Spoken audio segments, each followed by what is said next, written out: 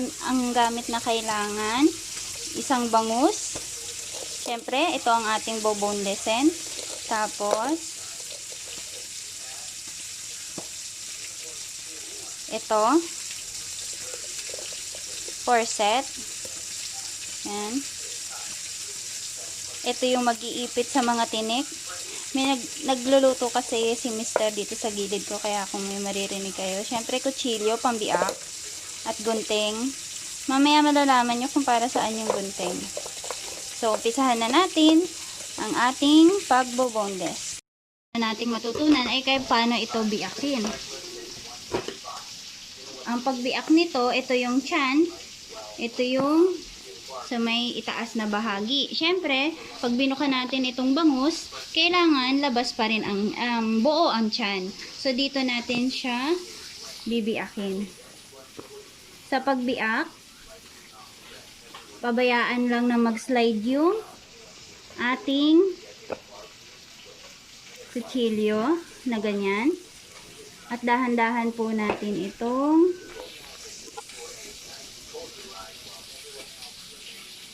i-slide.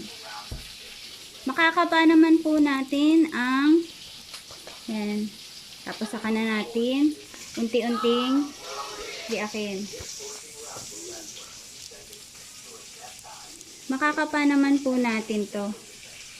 Makakapa naman natin ang yan.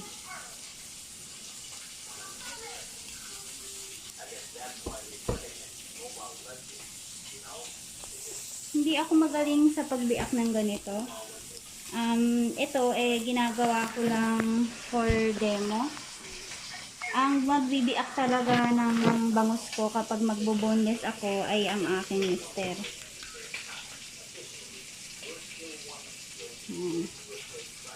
You need some.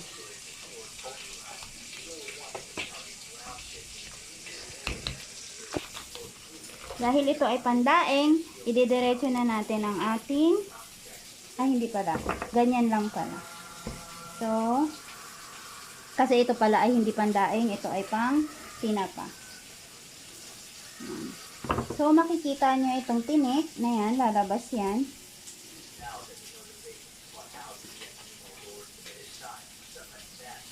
Pa! Help na nga! Help na. So, manghihingi na ako ng saklolo dahil sinabi ko nga, hindi ako ang nagkaganito. Ako yung Tatanggalin na to, tinik. Ikaw nga magtanggal.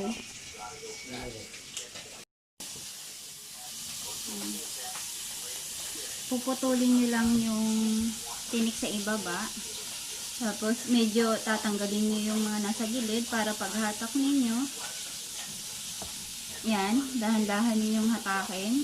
Ipe-press ninyo yung sa may daliri ninyo, hinlalaki. Hinlalaki. Ayan. Tapos dahan-dahan iangat.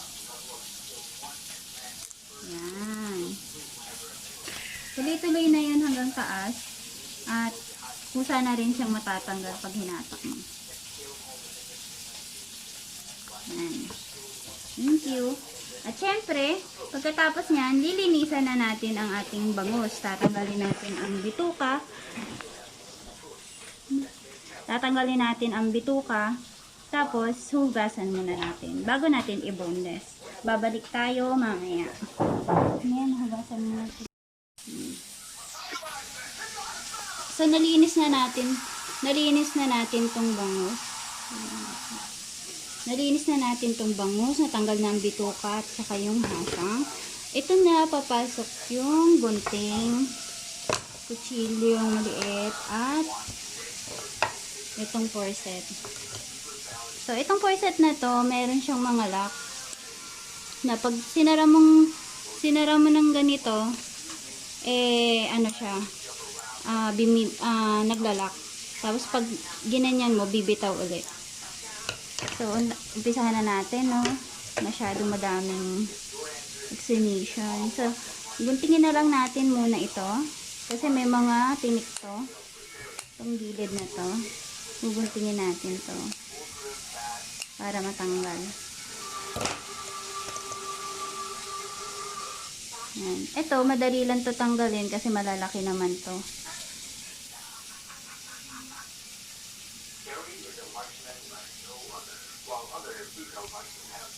Sa umpisa, natatakot kayo kasi baka may mga iniisip nyo madaming laman, ganyan. Buksan natin yung ilaw. Ganyan pa rin. Iniisip nyo kung maraming laman na natatanggal. Well, okay lang yan kasi ganun talaga ang pagbo-boneless. Sa katagalan ninyong pagbo-boneless, mahahasa na rin kayo. Malilesen na rin yung natatanggal na laman. So, natanggal na natin yung tinik dito sa gilid. Makikita ninyo, merong parang linya pababa dito. Sa mga hindi pa sanay, nilalagyan niya na lang ng linya. Yung linya, yan, ginugunting, ay kinukutsilyo para mas madaling mapunta dito sa tinik at makuha. Lagi niyong tatandaan na itong side na to at itong side na to, yan, puro tinik yan. Yan yung tatanggalan natin ng tinik. Ngayon, itong side na dito, simula taas, sa gitna, hanggang dito sa baba, yan ang may tinik. Dito sa baba, wala na tong tinik, so hindi na natin to tatanggalan. Tapos, dito naman sa kabilang side, dito may tinik. Dito naman ang may tinik sa kabila. Dito naman pataas, wala. Dito naman, meron. Pero, ang una natin tatanggaling tinik, itong nasa labas.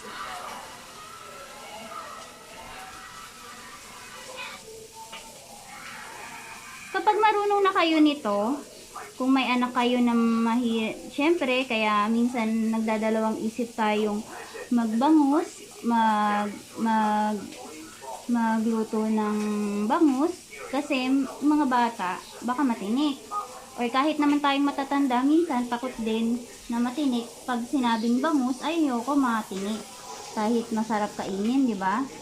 Pero, kapag na-boneless na, hassle-free na, kayang-kaya ng kainin ng bata, at ganun din ng matatanda. Hindi na kayo matatakot na matinik. Yan.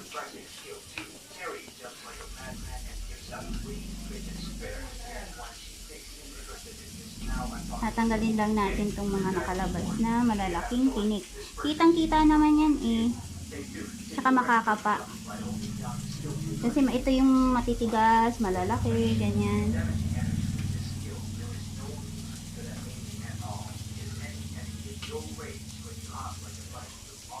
Kung gagawin nyo namang hanap buhay ang pagbo-boneless, pwede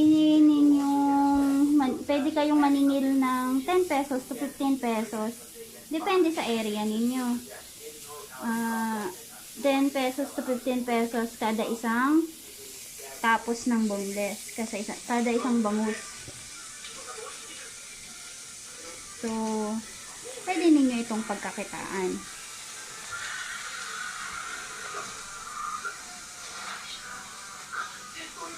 Kung kayo magdadaing ng daing na bangus, inihaw na bangus, at iba't iba pang lutuing pang bangus, maganda din kung na-boneless na.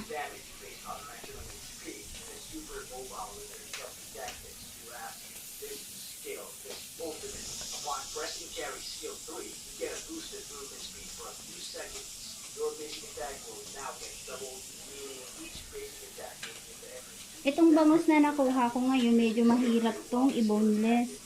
Kasi yung tinik niya, madikit. Talagang naghahatakan kami. Pero may mga bangus na madali din namang i-boneless. At hindi matigas i-boneless.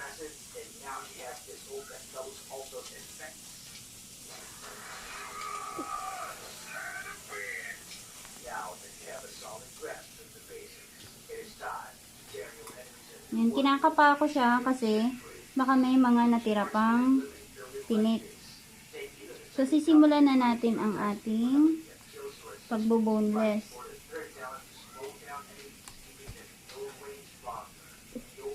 Tatanggalin din natin to. Yan, natira pang hasang.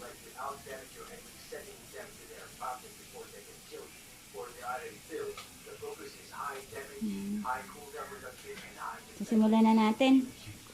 Ito na nga yung sinasabi ko kanina na ang meat ng bangus o ang laman ng bangus, meron siyang line. Susundan nyo lang yung line niya. So, kagaya nito, ito yung unang line. Tinanggalan ko na siya ng yan. Tinanggalan. Hiniwa ko na siya. Tapos, ang gagawin nyo lang, ipo-fold nyo. Itong bandang ilalim, medyo, ano to, tricky. So, dito muna tayo. Itong bandang ibaba, mahirap to tanggalan ng. So, ang gagawin nyo lang, guguntingin nyo to. Para maputol yung mga tinik na nakakapit dito sa dulo. At mahatak ninyo. Tapos, para mas madali nyo makita yung tinik, hihiwain nyo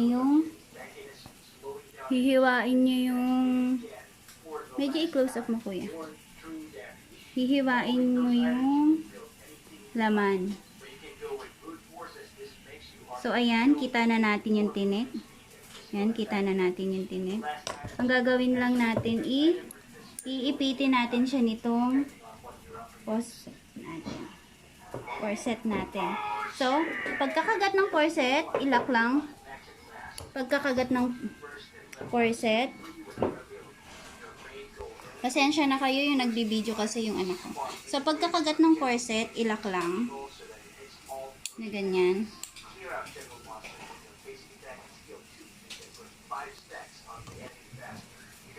Tapos, saka ikutin. Pag nakalak na, pag inikot nyo yan, sasama na yung, habang iniikot nyo, i-press nyo yung karne ng, yung meat ng isda. Para hindi sumama. So, ito na siya. Yan na. Yan na yung mga tinik na nakuha natin. Tapos, check nyo kung may natira. Wala namang natira. Dito naman tayo. Huwag kayong matakot. Halimbawa, kung sabihin nyo, madaming masasamang laman. Well, sa umpisa, ganun talaga.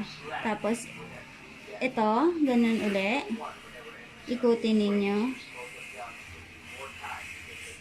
Tapos, ayan. Tapos, tanggalin nyo lang yung lock. Yun ang kagandahan pag may ganito.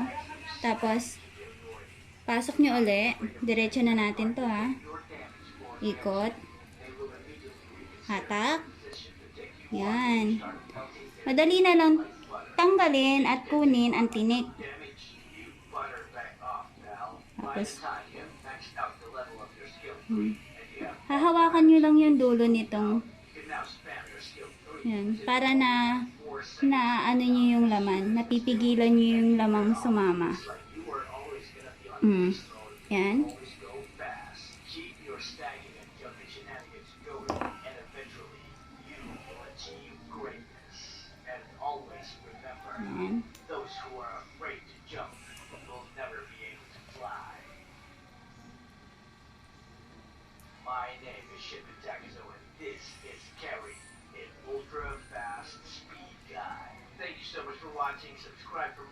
Yan. Check natin kung may tinik pa. Ito, may tinik pa. Ikutin lang. Yan. Check natin. Ito, meron pa. Okay. Okay. Wala na.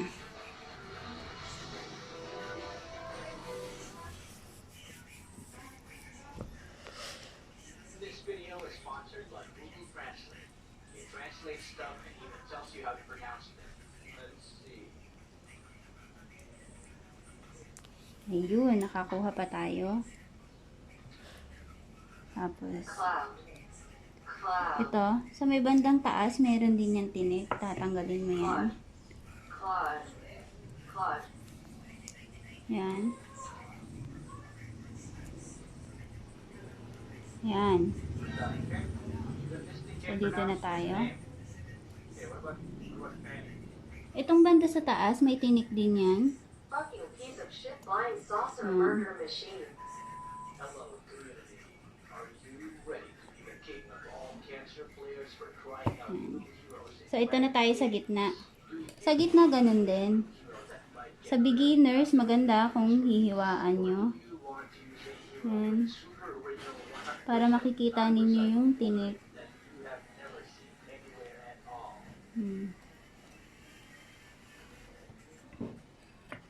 Tapos, tatandaan ninyo na pag dito sa gitna, malambot na lang ang tinik nito. My name is Shinman Takezo and this Yan. is Claude, not Pagkakagat ng ganyan, iikutin lang. So, ayan na. Malalambot lang yung tinik dito sa gitna. Kaya mas madaling tanggalin. Ayan. Ayan. Mas madali siyang tanggalin.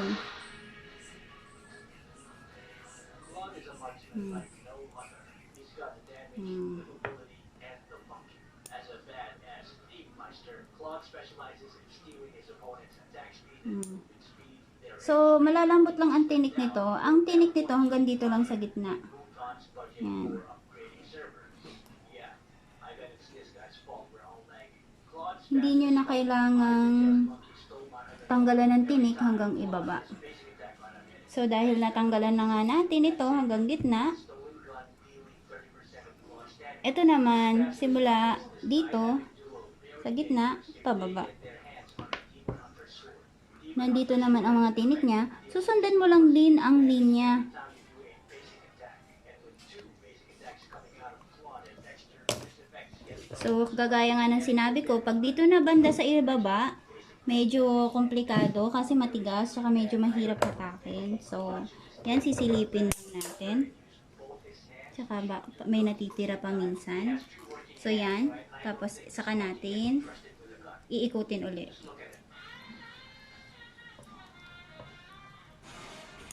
Yan.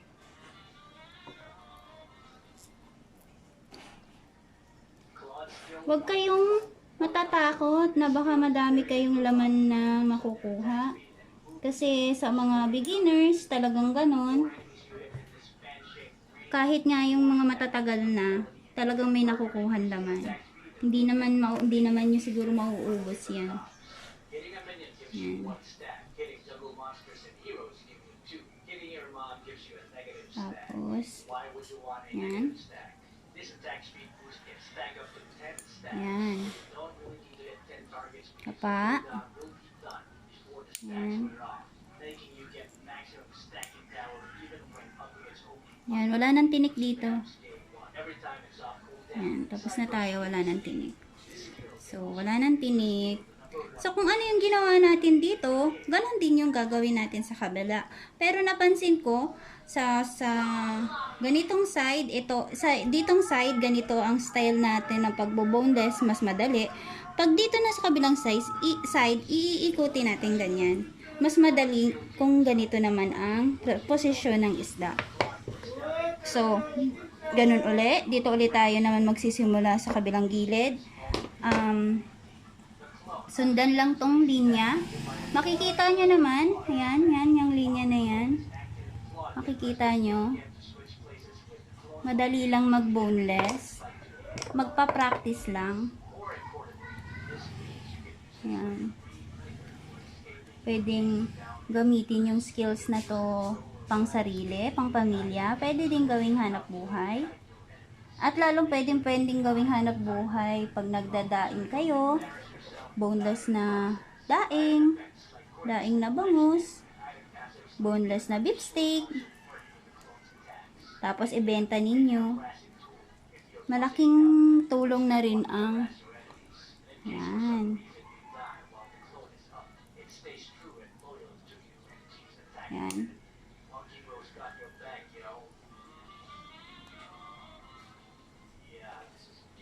Tapos, ayan, kita mo, ito, part na to, madaming tinik. So, kailangan natin yan makuha.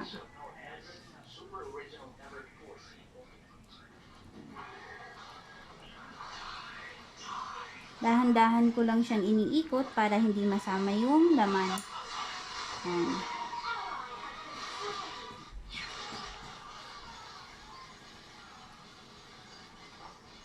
Wala na dito. So, ito na. Kung ano yung ginawa natin dun sa kabila, ganun din ang gagawin natin dito. Yan. Kung napapansin nyo, meron pa rin nasasama na laman. Ganun talaga. Yan.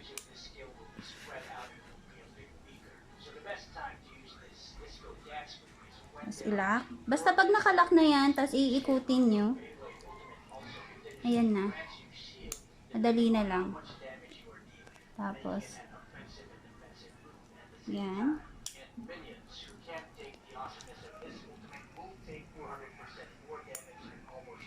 Ang nagbibideo po ng aking pagboboneless ay ang aking anak.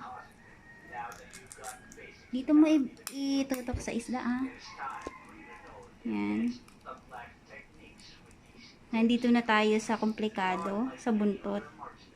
Medyo napasarap ako ng pag-iikot. Medyo kasi dito sa buntot, dito ang may tendency magkaroon ng pag-ano ng laman. Yan, kagaya niyan. Yung malalasog ang laman. So, dito tayo magdadahan-dahan. Yan.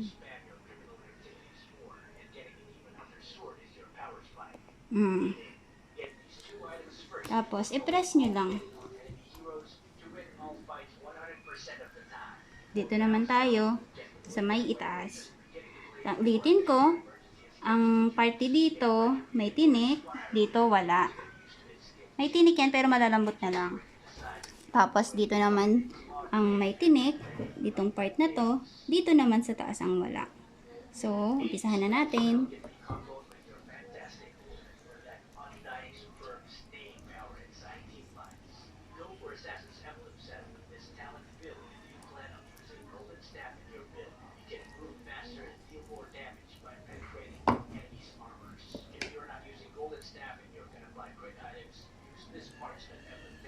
Yan.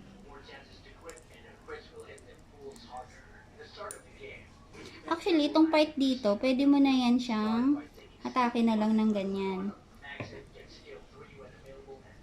Yan, atake mo na lang siya. Hatak. Tapos kita na rin yung yan. Tapos medyo kakapain nyo rin kasi baka merong matira. Yan. Ito, malalambot na yung tinig dyan. Hindi na yan. Yan.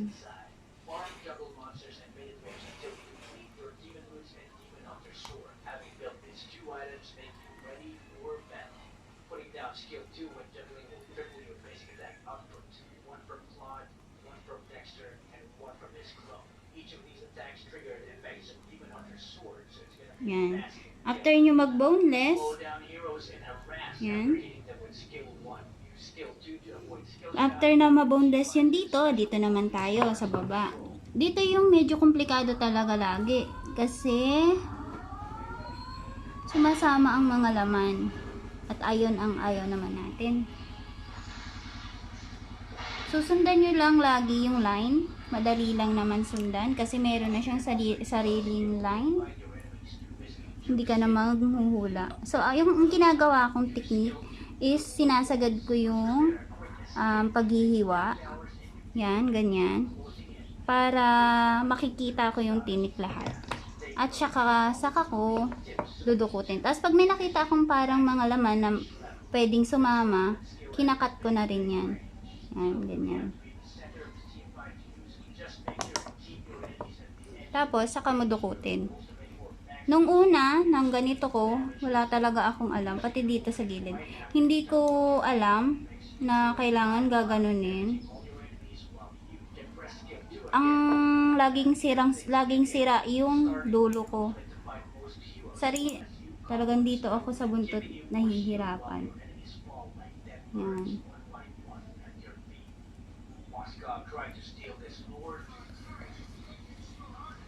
Yan.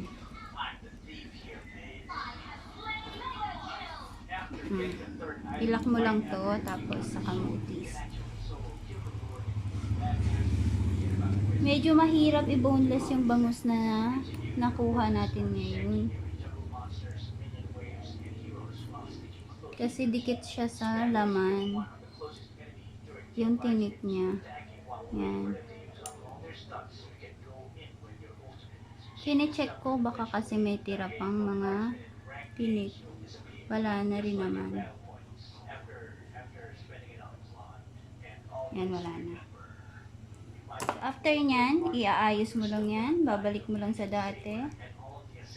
I-press. Yan, parang walang nangyari.